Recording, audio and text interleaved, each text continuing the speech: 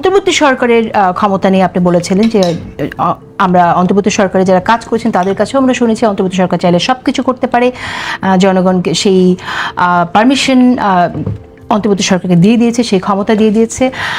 কিন্তু আবার দেখলাম যে এই অন্তর্বর্তী সরকারই আপনার কোর্টে যেতে হয়, রেফারেন্ডাম আনতে হয়, বা কোনো পরিবর্তন এনে সাংবিধানিক আদেশ যেটা দিয়েছে সেই আদেশ দেওয়ার পর গণভোটেও যেতে হয়।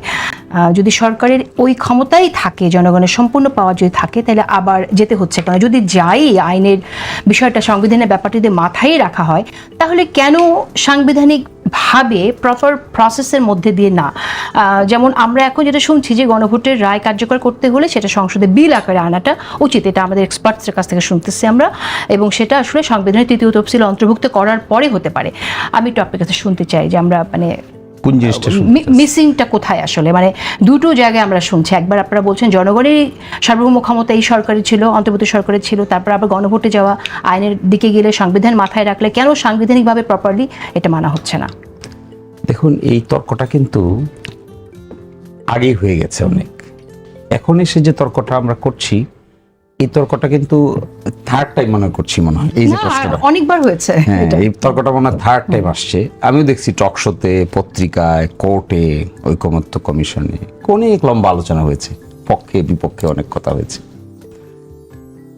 হওয়ার পরেই এই সলিউশনটা বের হয়েছিল যে আমরা এই তরিকাটা অবলম্বন করব। একটু অ্যাড করি আমি, আপনি বলবেন, একটু অ্যাড করি।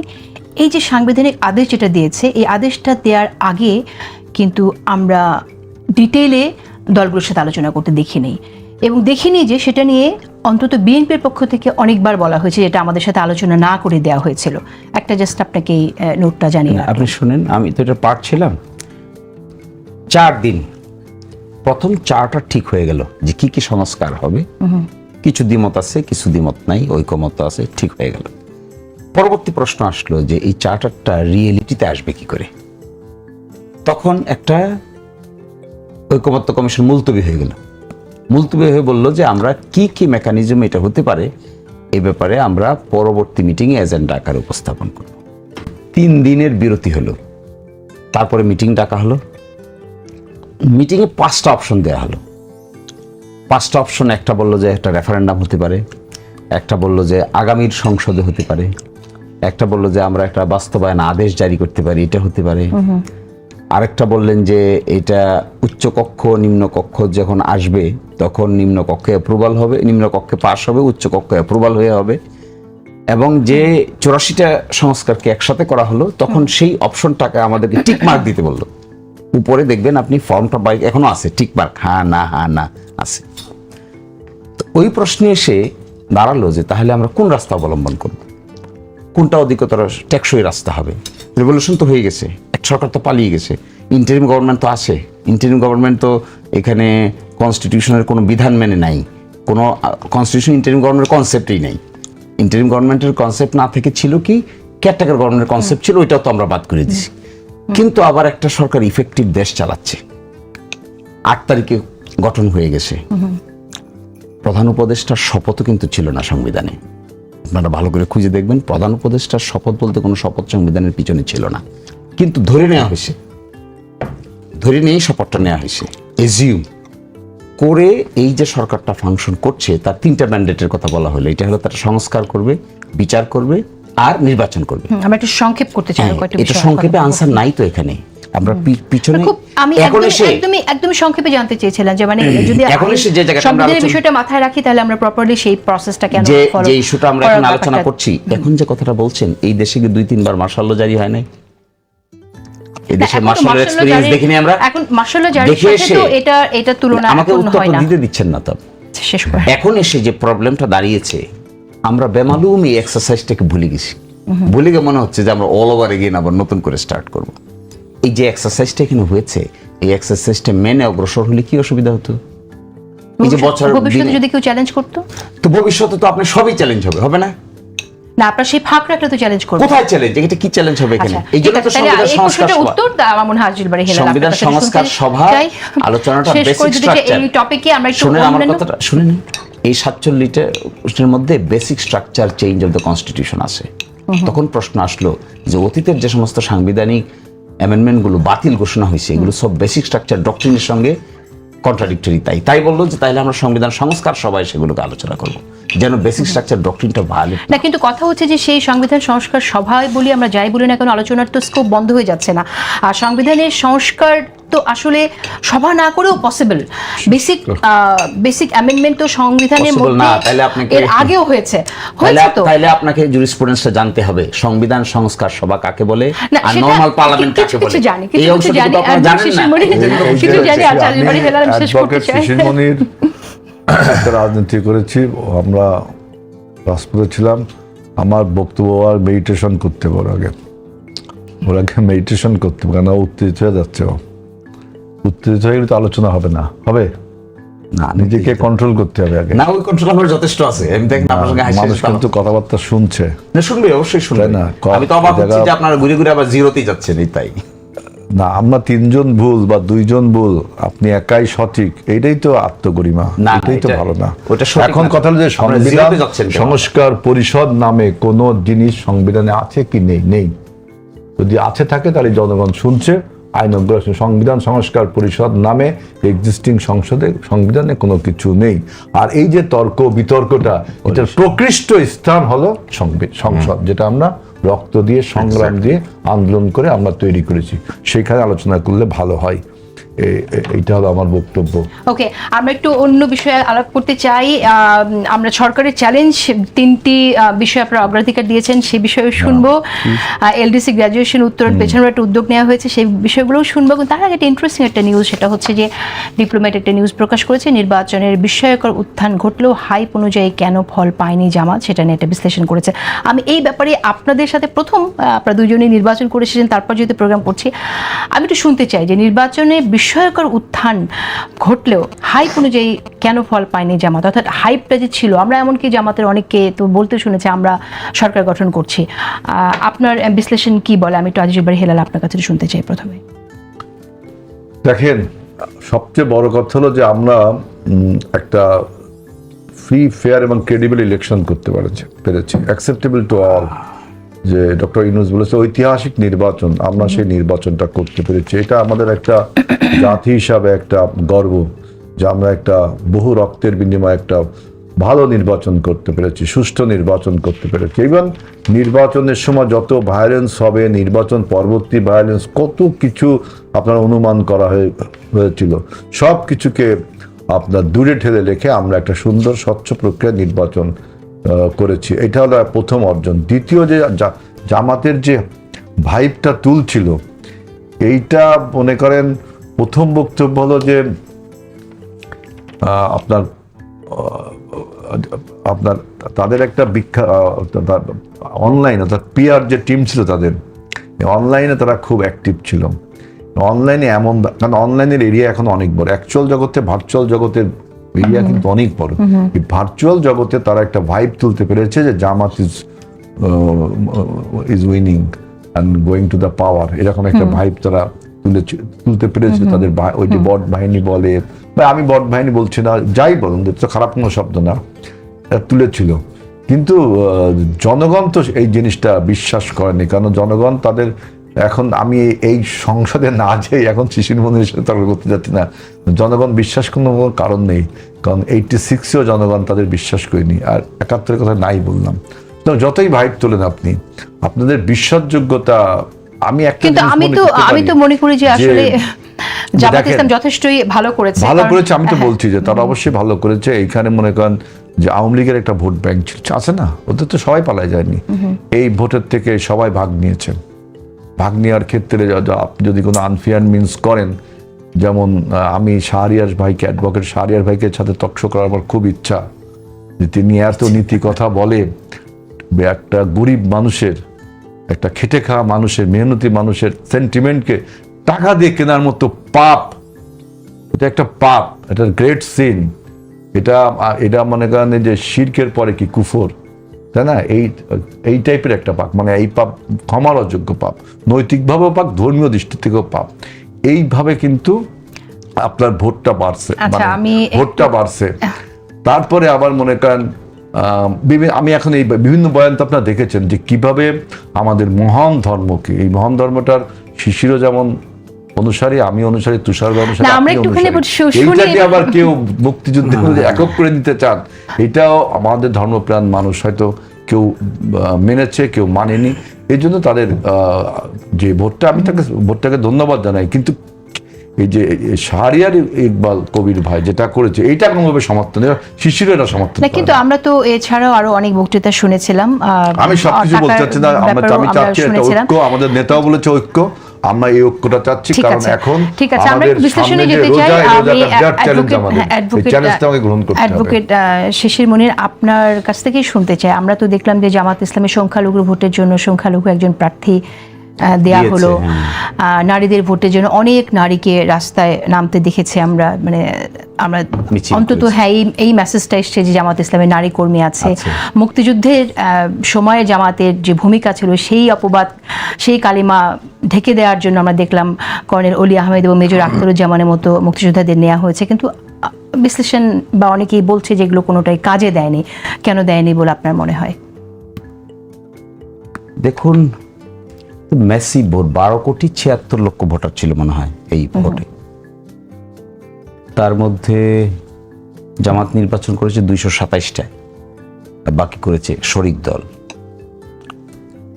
227টার ভিতরে 68টা সিট পেয়েছে, কিছু কিছু জেলায় সবটাই পেয়েছে, 4টা সিটে 4টে পেয়েছে, কোন কোন অঞ্চলে আছে একটাও পায় নাই, কোন কোন বিভাগে আছে এক বিভাগেই 25টা পেয়েছে, আর কোন কোন বিভাগে আসে একটা সিটও, সিলেটে কিন্তু একটা সিটও পায়।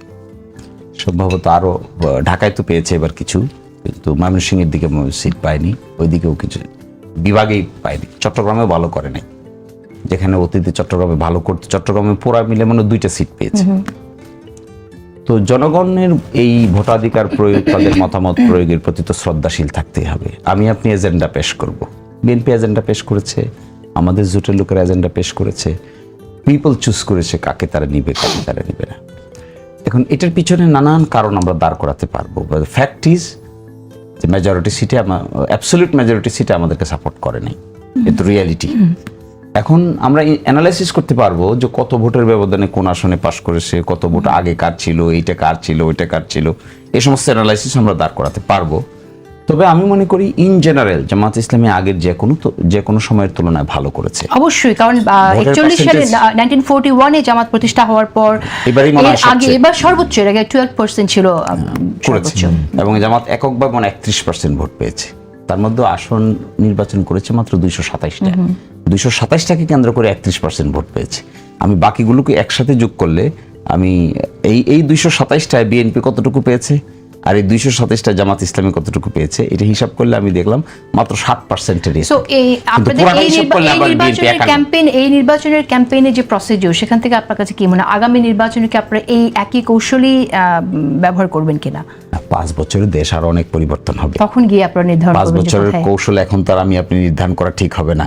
কিভাবে যায় অর্থনীতি, কিভাবে যায় বর্তমান সরকারের পারফরমেন্স কেমন হয়, আমাদের সঙ্গে তাদের রিলেশনশিপ কেমন দাঁড়ায়, এরপর ইলেকশনের আগে নিশ্চয়ই আর্থসামাজিক কন্ডিশন বিবেচনা করে আপনাকে ক্যাম্পেইন ডিজাইন করতে হবে। ওকে, আগে থেকে বলাটা ঠিক হবে।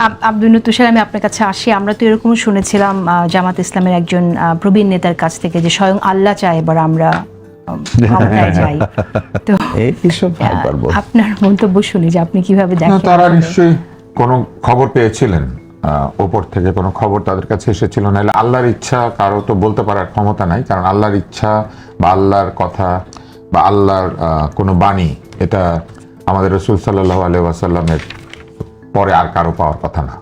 ফলে যদি আল্লাহ কিছু চায় কেউ বলেন, তাহলে এটা একটা মেটাফোর, আসলে বাগধারা আর কি। উনি বলেছেন যে হয়তো উনি বিশ্বাস করেন যে আল্লাহ এটা চায়, সেখান থেকে বলেছেন, মানে আল্লাহর বাণী হিসেবে এটা বলেন নাই। আমরা বলি না যে আল্লাহ চাহে, তো ওরকম। সো আমরা যখন বলছি যে হাইপ অনুযায়ী তবে আল্লাহ যে চান নাই সেটা আমরা টের পেয়েছি ভোটের পরে। উনি ভেবেছিলেন যে আল্লাহ এটা চায়, কিন্তু আল্লাহ যে চান নাই সেটা ভোটের পরে টের পাওয়া গেছে। আল্লাহ চান নাই নাকি ভোট তো মানুষ দিয়েছে? না, ভোট মানুষের মন কে নিয়ন্ত্রণ করে বলেন? মানুষের মন কোথা থেকে নিয়ন্ত্রিত হয়? এই যে এত, তাহলে কি পলিটিশিয়ানরা কি কোনো ক্যাম্পেইন করবে না? মানুষ তদবির করতে পারে, মানুষ একটা জায়গায় গিয়ে চেষ্টা করতে পারে, কাজ করতে পারে, কিন্তু আপনি মিটে মিটে হাসছেন, এই হাসির কোনো দরকার নাই, কারণ এটা একটা ধর্ম বিশ্বাস, যে ধর্ম বিশ্বাস আমি মনে করি যে মানুষ যতই চেষ্টা করুক, হাদিস অনুযায়ী কর্মের ফলাফল নিয়তের উপর নির্ভরশীল, ফলে কর্মের ফলাফল নিয়ত যদি দিনের ঝামেলা থাকে শেষে- তাহলে একটা দিনের- ঝামেলা হবে। হ্যাঁ। 1 2 এটা হাদিস, ইন্নামা আল আমালু বিন্নিয়াত, ইন্নামা আল এটাও আমালু important. বিন্নিয়াত, হ্যাঁ। এটা একটা হাদিস, সহিহ হাদিস। তো সেখানে বলা হয়েছে কর্মের ফলাফল নিয়তের উপর বা উদ্দেশ্য, মনের যে ইচ্ছা তার উপরে নির্ভরশীল। আরেকটি হচ্ছে আমি বিশ্বাস করি যে মানুষ যতই চেষ্টা করুক না কেন, মানুষের কাজের সাফল্য এবং ব্যর্থতা আল্লাহর ইচ্ছার উপর নির্ভর করে। মানুষকে আল্লাহ চেষ্টা করার অধিকার মানুষ দিয়েছেন। চেষ্টা করবে এবং দিনের হ্যাঁ। শেষে অবশ্যই হ্যাঁ, কিন্তু দিনের শেষে শেষবেলায় সফলতা আল্লাহ আসবে না ব্যর্থতা আসবে, সেটা এটা আল্লাহ একটা- নির্ধারণ করে দেন। হ্যাঁ, নির্ধারণ। আপনার চেষ্টা আপনি সর্বোচ্চটা করবেন, তাই না? 8 জন যে দৌড় দেয়, 8 জন তার চেষ্টা সর্বোচ্চটা করে, কিন্তু ধরেন একজন হোঁচট খায়, এই যে হোঁচট খেলো, এইটা তার নিয়তি, এটা তার বিধান, এটা হবে। আচ্ছা, অতএব হাইপের ব্যাপারটা যেটা বলেছেন, এটা হলো আমরা বহু সিনেমা রিলিজ হওয়ার আগে শুনি যে megastar, superstar, international star, number 1 star এই ছবিতে আছে, এই ছবি ফ্লপ করতে পারে না, কিন্তু এটা ফ্লপ করে। কিন্তু হাইপ থাকে যে এইবার যে ছবিটা আসছে ঈদে, এটা সব ছবিকে উড়িয়ে দিবে। কিন্তু দেখা যায় যে একটা ছবি আসে কি যেন উৎসব, ওইটা এসে বাকি লো বাজেট, ভেরি বেদের মেয়ে জ্যোৎস্না বেদের মেয়ে জ্যোৎস্না এসে হারিয়ে দেয়। বেদের সব মেজুসটা ছবিকে কিন্তু- শেষ করে বেদের দেয়। মেজুসটা কিন্তু হেভি, hit movie। অনেক না, hit movie সুপারস্টার আর ছিল না। বেদেমের জ্যোৎস্না, ইলিয়াস কাঞ্চন, তোজাম্মেল হক বকুলের ছবি। এটার মধ্যে আমার এক ঘনিষ্ঠ জন তিনি বিনিয়োগ করেছিলেন। পরে উনি ভেবেছেন এই ছবি কোনোদিন হিট হইতে পারে না। উনি এটা দেখার পরে উনি অত্যন্ত উত্তেজিত হয়ে টাকা পয়সা সব ফেরত নিয়ে নিয়েছেন। কিন্তু ওই দেখেন, আল্লাহর ইচ্ছা এটা হিট হয়ে গেছে। তো এইটাই হচ্ছে ঘটনা। তো হাইপ তোলা যায়, হাইপ আপনি বিভিন্ন ভাবে তুলতে এখন পারেন। আল্লাহর ইচ্ছায় দেশ কেমন চলবে বলে মনে হচ্ছে? না, সেটা আমি বলতে পারবো না, ওইটা উনি বলতে পারবেন। আপনি এখন রসিকতা করছেন, এটা রসিকতা করার বিষয় না না। না, হ্যাঁ, মানে জেসিন, চেষ্টা থাকবে, না জেসিন, চেষ্টার পরে আমি তো আপনার মতো না যে আমি আল্লাহর ইচ্ছা জানি, আমি জানি না, তাই না? আমি যেটা মানে- জানি না, মানে আমি চেষ্টাটা কেবল কেমন দেখার পরে দেখছেন? আমি যেটা হলো এবং হলো না এটা দেখে বলতে পারবো যে আল্লাহ এটা চেয়েছিলেন, আল্লাহ এটা চান না। না, আমি জানতে চাইলাম যে আসলে দেশ মানে কেমন মূল চলছে? প্রশ্নটা হচ্ছে যে আপনি চেষ্টাটা বলেন কেমন যে হবে? দেশ কেমন চলবে, চেষ্টাটা কেমন হবে সেটাই আপনি দেশ কেমন বলেন, চলবে, আপনি এটা কি তো আমরা বলেন? এখনো চেষ্টা শুরু দেখছি। শুধুমাত্র একটা মন্ত্রী পরিষদ গঠিত হয়েছে, সংসদ সদস্যরা শপথ নিয়েছেন এবং তারা এখনো তাদের কাজ শুরু করেন নাই। সংসদের অধিবেশন আহ্বান হবে, সংসদ সিদ্ধান্ত নিতে শুরু করবে, মন্ত্রী পরিষদ তাদের সিদ্ধান্ত দিতে শুরু করবে, সেই সব সিদ্ধান্ত নিয়ে আপনি টকশো করবেন এবং সেই সব টকশোতে আমাকে ডাকলে পরে আমি এসে এইভাবে বলবো, আলোচনা সমালোচনা করব। তখন আমরা বলতে পারবো যে দেশ কেমন চলছে অথবা চলছে না। তবে আমরা প্রত্যাশা করি যে দেশ আগের চেয়ে ভালো চলবে, এই কারণে যে আমরা আশা করি যে দলগুলি এবার নির্বাচিত হয়েছে অথবা প্রতিদ্বন্দ্বিতা করেছে তারা জনগণের অধিকারের কথা বলেছিল, তারা বাক স্বাধীনতার কথা বলেছিল, তারা এমনও বলেছে যে জীবনে কোনোদিন ইন্টারনেট বন্ধ হবে না। কিন্তু ধরেন বিদ্যুৎ বন্ধ হবে না এটা বলে নাই। বিদ্যুৎ না থাকলে তো ইন্টারনেট এমনি এমনি বন্ধ হয়ে যাবে। অতএব আপনি এসে বুঝতে পারছেন এইসব আইন কানুনের বইয়ের মধ্যে অনেক কিছু থাকে যেটা একটার সাথে আরেকটা যুক্ত। অতএব মনে করেন সরকার বললো আমার তো বিদ্যুৎ বন্ধ করার অধিকার আছে, আমি বিদ্যুৎ বন্ধ করবো। ইন্টারনেট ওটা বন্ধ হয়ে যাবে। ইন্টারনেট অটো বন্ধ হবে না? হ্যাঁ, হ্যাঁ। হ্যাঁ। তো এই সরকার Cellular- অতএব আমরা সদিচ্ছাটা দেখতে চাই সরকারের কাছ থেকে, যে ওনারা যে কাজটা করবেন, ওনার যে উদ্দেশ্যের সদিচ্ছা সেটা দেখতে চাই। তাহলে ওনাদের সফলতা এবং ব্যর্থতা দুইটাই জনগণ মেনে নিবে। আপনাকে যদি লোকে দেখে আপনি আপনার সর্বোচ্চ চেষ্টা করে দৌড়টা দিয়েছিলেন, আপনি হেরে গেলে কেউ বলবে না। কিন্তু কেউ যদি দেখে আপনি দৌড়ের মাঝখানে ডাইনে বামে তাকাচ্ছেন, এই যে একটু আগে আমার দিকে যেমন মিটি মিটি হাসছিলেন, এরকম যদি আপনি করেন, আমি এমনি হ্যাঁ, তাইলে হাসছিলাম। আপনি হেরে গেলে তখন সবাই বলবে ও তুমি ডাইনে বামে কেন তাকালে। তা আমরা ওইটাই দেখতে চাই যে আমাদের এই নতুন সংসদ তারা মিলেমিশে আমাদের দেশটাকে পরিচালনা করবেন। যা কিছু তর্ক করা সেটা সংসদের ভিতরে করবেন। সংসদের ভিতরে তর্ক আর বাইরে যে পিআর পদ্ধতির জন্য যেমন ঐকমত্য কমিশনে হয়েছিল, ওই সে আলোচনা করে আবার বাইরে আন্দোলন চলে, যুগপথ, হ্যাঁ, রাস্তা এবং মিটিং টেবিল। আমরা এটা আশা করি না, হয় মিটিং এর টেবিলে থাকবেন নাহলে রাস্তায় রাস্তায় থাকবেন। থাকবেন, আমরা সেই জায়গায় আসবো। বুঝতে চাই আসলে যে এই সমালোচনা আগে যেটা ছিল যে মব নিয়ে যে আলোচনা হয়েছিল সেটা আসলে বন্ধ হবে কিনা। শিশির মুনির, আপনার পরামর্শ শুনি সরকারের জন্য যে সরকার কি করে মব কন্ট্রোল করা উচিত করবে। এটা হঠাৎ করে বন্ধ করাটা কঠিন হবে, কিন্তু আমার ধারণা যে স্ট্যান্ড এখন সরকার নিচ্ছে, যে ঘোষণা আজকে দিয়েছেন আমাদের স্বরাষ্ট্রমন্ত্রী, আজকেই তো প্রথম অফিস করেছেন, একটু সময় তো দিতে হবে। আসলে এত তাড়াহুড়া করার তো কিছু নাই। একটা 5 বছর মেয়াদী সরকার থাকবে। আজকে মাত্র অফিসগুলো, ল এনফোর্সমেন্ট এজেন্সিগুলোর উপরে কন্ট্রোল আরোপ করছেন। যদিও একটা কথা কিন্তু সত্যি, পুলিশ বাহিনীতে বিগত সময়ে যা হয়েছে, ইনস্টিটিউশনালি পুলিশ বাহিনী যেভাবে ডেস্ট্রয় হয়েছে, বিগত 1.5 বছরে কিছুটা রিকভার করার চেষ্টা করা হয়েছে, কিন্তু সেটাকে আরও স্ট্রং করার বিষয় আছে। কিন্তু এইবার ইলেকশনে আপনি দেখতে পাবেন মিলিটারিদের এফেক্টিভ ভূমিকা ছাড়া শুধু পুলিশ দিয়ে কিন্তু নির্বাচন করাটা প্রায় অসম্ভব ছিল, আমি ফিল্ডে যা দেখেছি আর কি। তো এখন তো আর মিলিটারিদের সরকার নিয়ন্ত্রণ করতে পারবে না, ল এনফোর্সমেন্ট এজেন্সি, তাকে তো পুলিশের উপর আসতে হবে, বেসিক ফোর্সটা তো পুলিশ। তো সেটাকে আরো অনেক বেশি স্ট্রেংথেন করা দরকার। এখানে অনেক লোক সমাগম কম আছে, এখানে অ্যাপয়েন্টমেন্ট দরকার। কিন্তু আমরা গত 18 মাসে যাদের মব করতে দেখলাম, তাদেরকে আসলে তাদের মধ্যে কোনো প্রবণতা হয়ে গেছে কিনা, তারা আবার সেই মব নিয়ে হাজির হবে কিনা, সেই বিষয়টাকে আপনার কাছে সরকার যদি স্ট্রং থাকে, ল এনফোর্সমেন্ট এজেন্সি যদি স্ট্রং থাকে, গোয়েন্দা ইনফরমেশন যদি ইন অ্যাডভান্স পেতে পারেন, তাহলে তো এগুলো কন্ট্রোল করাটা কঠিন হবে না। বড় আকারে করতে পারবে না, ছোট আকারের বাংলাদেশের প্রতি নাগরিকের বিরুদ্ধে তো আর আপনি পুলিশ লাগিয়ে দিতে পারবেন না। কিছুটা 2-4টা এরকম আছে বাংলাদেশে, সবসময় হয়, কিন্তু এটাকে গুড উইশেস দেখা যাচ্ছে গভর্নমেন্ট। তো গুড উইশেসটা যদি থাকে তাহলে আমার ধারণা প্রিভেন্ট করতে পারবে অনেক কিছু।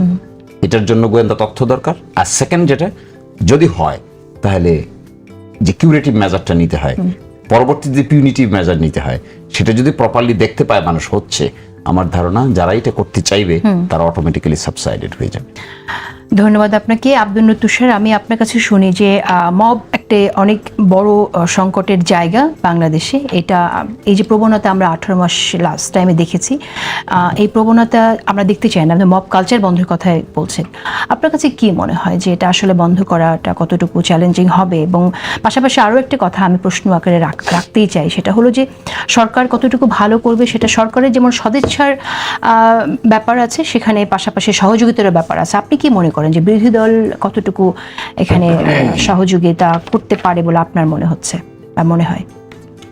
বিরোধী দল সহযোগিতা না করলেও কি মব বন্ধ করা যাবে না? সরকার সেটা পারবেন। তবে আমার কাছে এই জিনিসটা বেশ প্রশ্নবোধক মনে হয়। যেমন ধরেন জনাব শিশির মনির এইমাত্র আমাদেরকে পদ্ধতিটা বলে দিয়েছেন যে কিভাবে আসলে মব বন্ধ করা বা মবকে নিয়ন্ত্রণ করা যায়। জনগণের অভিপ্রায় এবং জনগণের চূড়ান্ত রায়ে যে সরকার এই যে গণপরিষদ সংস্কার, সংবিধান সংস্কার পরিষদ এবং অন্যান্য আইন বা যা কিছু জারি করেছিল, এই যে জিনিসগুলি, এইগুলিকে আগে সরকার জানতেন না যারা মব চালু করেছিলেন? নিশ্চয়ই মব জনগণের অভিপ্রায় ছিল না, এবং এই ক্ষমতাগুলি সব এই বিগত সরকারের কাছে ছিল। তাহলে বিগত সরকার এই তাদের শাসনামলে এই যে মব, এইটাকে উস্কে দিয়েছেন, তারা এই মব কালচারকে তৈরি করেছেন। এই সমস্ত ক্ষমতা তো তাদের কাছে ছিলই, এমনকি সংবিধানে না থাকা আইন জারি করারও ক্ষমতা ছিল তাদের, সংবিধানে না থাকা পরিষদ গঠন করার ক্ষমতাও তাদের ছিল। তাহলে এই কাজগুলি, যে কাজগুলি এই মাত্র এই আমাদের শিশির মনির বাতলে দিলেন, এই সব আগের সরকার জানতেন কিন্তু করেন নাই। তাহলে এই যে করেন নাই, এই না করাটাই হচ্ছে মব সংস্কৃতিকে এই পর্যন্ত নিয়ে আসার একটা কারণ। এবং আমি মনে করি, আমি শিশির মনিরের সাথে একমত, যে সরকার যদি চান তাহলে কেউ না চাইলে কি, তাই না, আইনের মতো হবে, এবং সেই আইন অনুযায়ী মব যারা করবেন প্রচলিত আইন অনুযায়ী তারা ধৃত হবেন, তারা আটক হবেন, তারা আদালতে যাবেন, তারা বিচারের মুখোমুখি হবেন। কিন্তু সেটা তো আমরা করতে দেখি নাই। উল্টো আমরা কি দেখেছি, যারা মব করছে, মবের হাত থেকে নিস্তার পাওয়ার জন্য পুলিশকে ডেকে আনার পর পুলিশ যারা কমপ্লেইন করেছিল তাদেরকেই ধরে নিয়ে গিয়ে জেলখানায় দিয়ে দিয়েছে।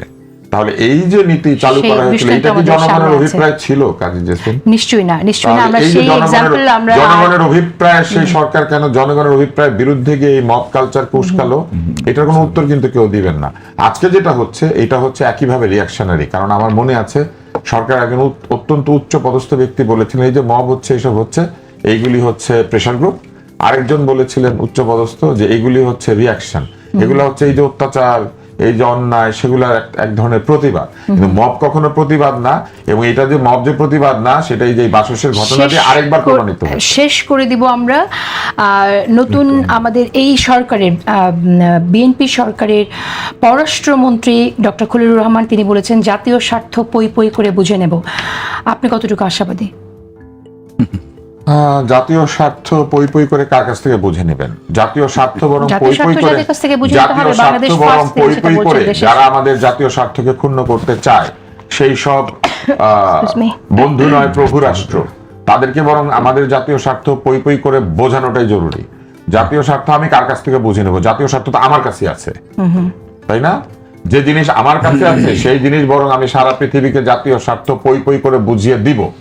আমি মনে করি যে উনি আমাদের পররাষ্ট্রমন্ত্রী হিসেবে জাতীয় স্বার্থ, আমাদের যে বন্ধু নয় প্রভু আচরণকারী যে রাষ্ট্রগুলি আছে সেইগুলিকে পই পই করে বুঝিয়ে দিবেন। ঠিক আছে, আমরা আসছি, শেষ করব। ঠিক এই প্রসঙ্গে আপনার কাছেও অ্যাডভোকেট শিশির মনির, আমি শুনতে চাই যে আপনি কতটুকু আশাবাদী যে জাতীয় স্বার্থ রক্ষা করে তিনি তার দায়িত্ব পালন করতে পারবেন, তিনি যে কথা বলেছেন।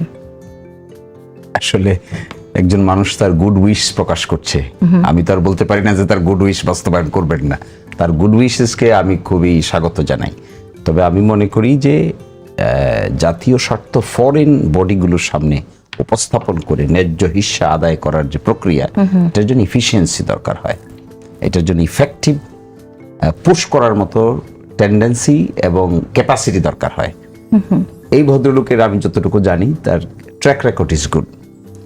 যদিও মাঝখানে ওনাকে এই সরকারের মন্ত্রী বানানো না বানানো নিয়ে কিছুটা ধোঁয়াশে পরিবেশ তৈরি হয়েছে, বাট হাউএভার আমি মনে করি ওনার যে ক্রেডিবিলিটি আছে, ওনার যে অতীত ক্রেডিবিলিটি আছে, যে সমস্ত জায়গায় উনি সার্ভিস দিয়েছেন উইথ গুড উইশ, মানে গুড উইলের সঙ্গে দিয়েছেন, তো আমি এক্সপেক্ট করব আমাদের দেশের জন্য ভালো কিছু করুক, সরকারও ভালো কিছু করুক।